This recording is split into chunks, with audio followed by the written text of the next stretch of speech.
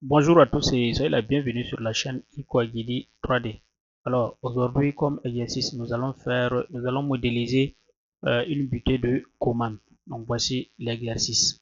Nous allons partir du dessin 2D, ça veut dire la vue de face qui est voici, la vue de gauche et la vue de dessus afin d'obtenir la pièce en 3 dimensions, la perspective que voici.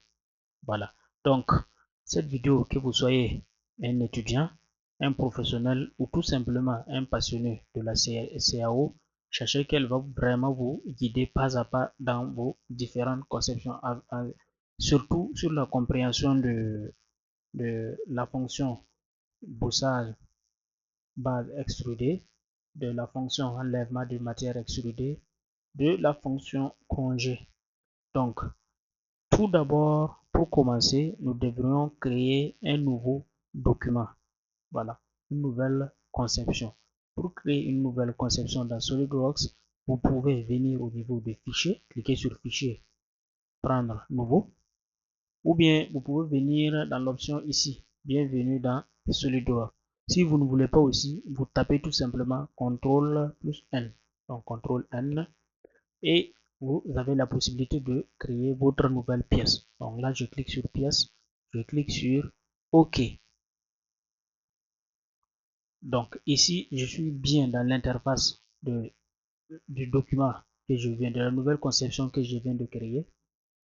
Tout d'abord, pour pouvoir commencer à créer une esquisse, je dois définir un plan sur lequel je devrais m'appuyer afin de commencer à créer mon esquisse. Donc, dans l'arbre de création ici, vous avez la possibilité de choisir un plan de face, un plan de dessus, un plan de droite. Donc, ici, je vais choisir plan de face. Si je clique sur plan de face, j'ai la possibilité de créer directement une esquisse. J'ai la possibilité de cacher ou de montrer le plan de face que j'ai sélectionné ou j'ai la possibilité de zoomer sur la sélection que j'ai réalisée. Ou bien encore, on me donne la possibilité de faire normal A. Donc, l'option normal A, ça veut dire que le plan que je sélectionnais doit être perpendiculaire, ma vision doit être perpendiculaire au plan dont j'ai sélectionné. Voilà.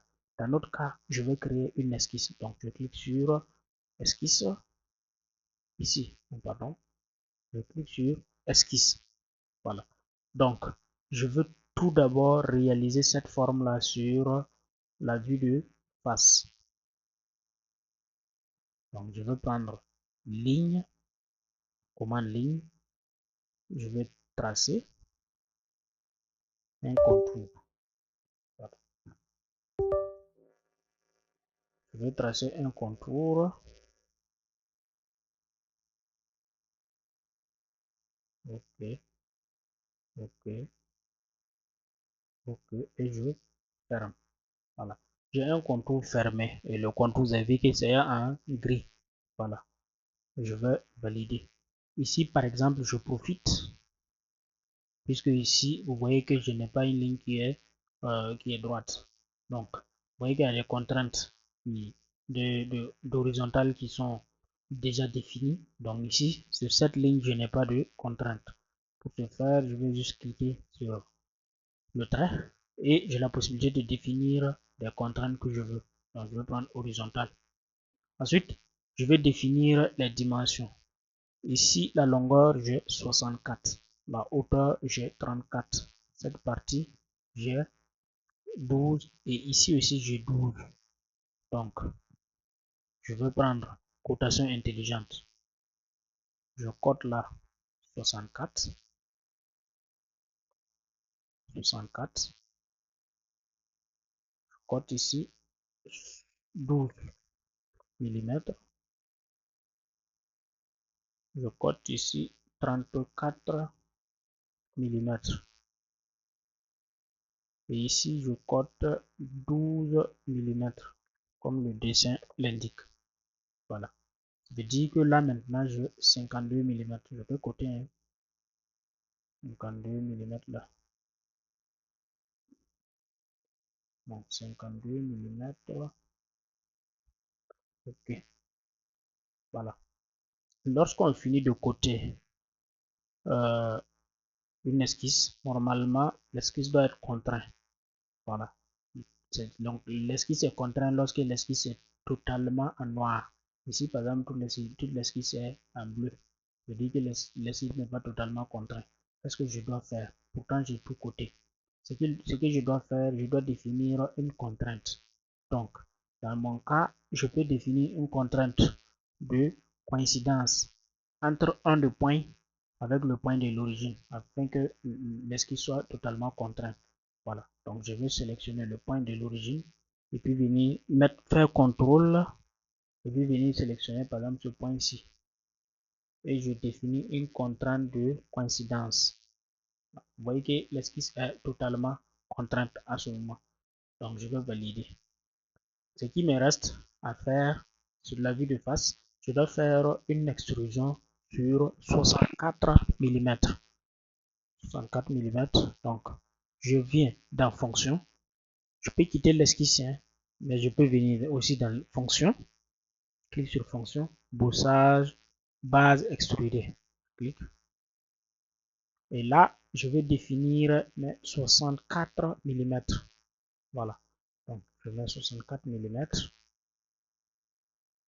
Si je veux direction, je peux inverser le sens en cliquant tout simplement sur cette flèche.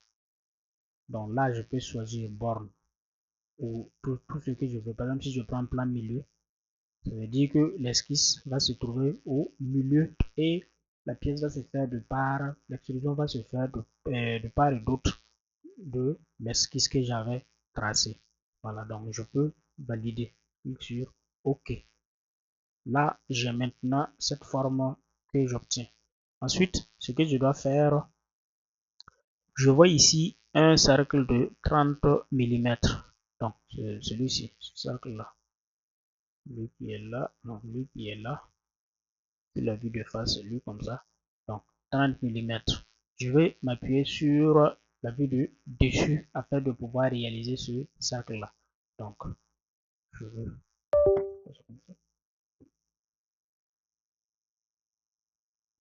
Donc, je veux m'appuyer ici.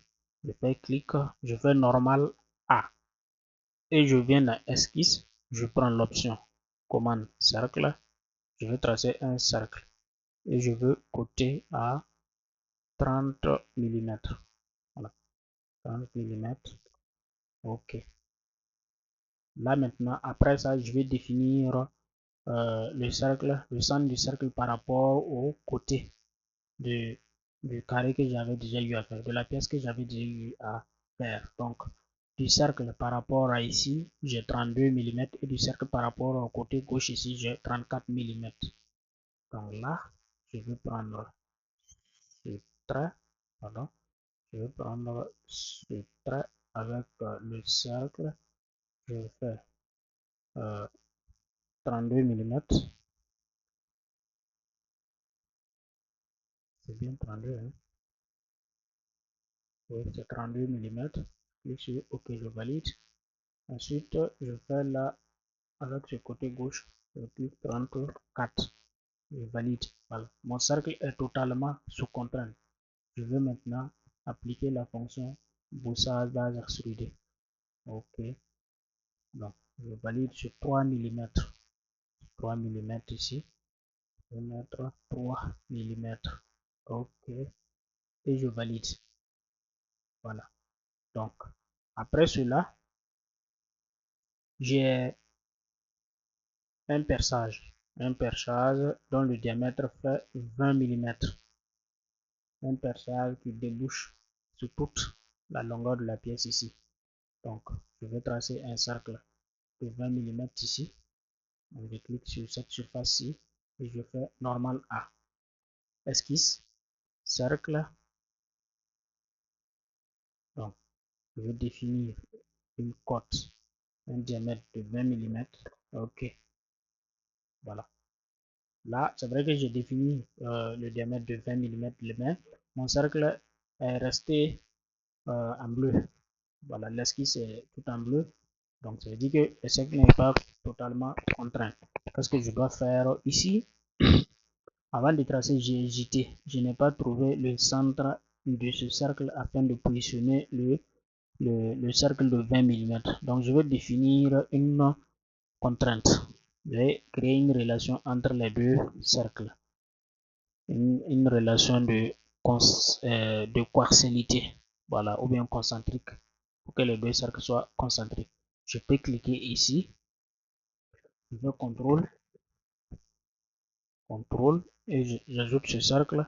Et là, j'ai la possibilité de définir toutes ces contraintes là. Je vais prendre concentrique. Voilà. Donc, le cercle là de 20 mm est concentrique par rapport au premier cercle de 30 mm. Et je viens dans fonction, je prends enlèvement de matière extrudée. Donc là, j'ai la possibilité de faire le perçage. Si je veux, je garde borne et je définis la dimension. Si je ne veux pas aussi, je mets à travers tout. Donc je vais prendre à travers tout et je valide. Après cela, j'ai un autre perçage de 10 mm que je dois réaliser. Donc là maintenant, je vais venir sur cette face là. Je fais clic droit et je prends normal A. Je vais dans esquisse, commande cercle. Je trace un cercle. Ok. Je fais commande cotation intelligente. Je cote à 10 mm de diamètre. Ok. Ensuite, je vais définir la position du cercle de 10 mm par rapport à ce trait et ce trait. Donc, ici, on me dit que ça fait 12 mm par rapport au haut. Et côté gauche, ça fait, côté droite, ça fait 10 mm. Donc, là, de là à là, c'est 10. Ok. Et de là à là, ça fait 12. Mais c'est que ce n'est pas obligé que je prenne sur le cercle ici. Je peux prendre tout simplement le point de centre de mon cercle. Donc, je prends ici, à ici, ça fait 12. Voilà. Donc là, le cercle est totalement contraint. Qu'est-ce que je dois faire? Je dois faire enlèvement de matière extrudée. Voilà. Donc j'applique le perçage ici. Si je veux, je peux garder borne cette fois-ci. Et je mets 12 mm. Donc 12 mm. Ok. Puis je valide. Voilà. Donc ici maintenant, ce qui reste là, je dois appliquer la fonction congé sur ma pièce. Donc le congé c'est 2 mm de diamètre. Là maintenant, je veux cliquer sur fonction congé. Donc je vais rester dans fonction cette fois-ci. Je ne repars plus dans esquisse, je reste dans fonction.